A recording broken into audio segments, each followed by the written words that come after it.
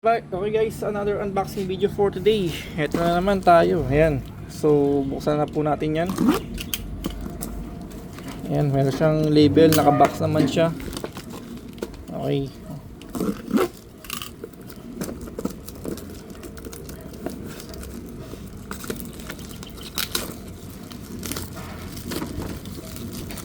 Uy!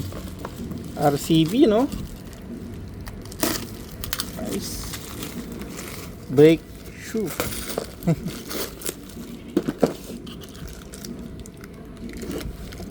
Basta lang natin siya.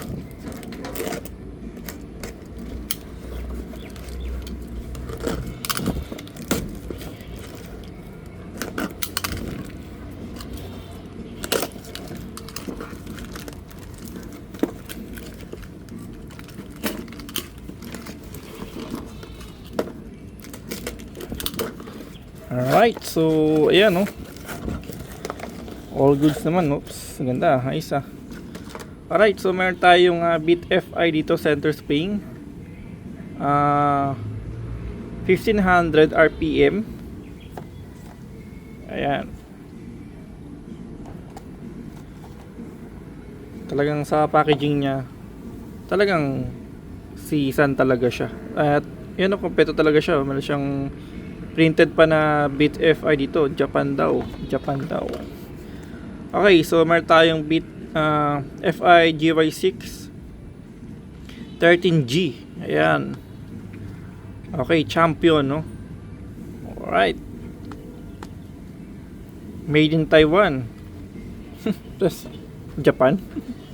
Okay, and then another Bit FI clutch spring 1500, no? May sticker talaga siya, made in Taiwan. Uhuy. Alright, and then next, ito lang, meron tayong high temp grease synthetic.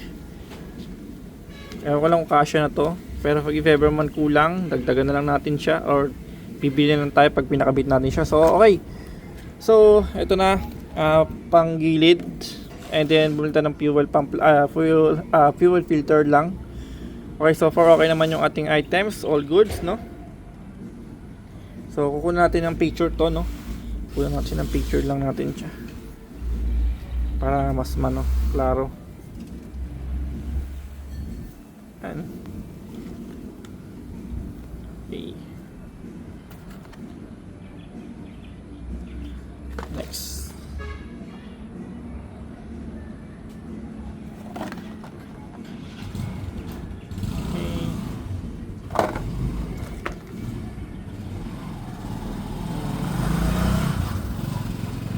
Alright. Okay, so all goods. Thank you for watching po, no?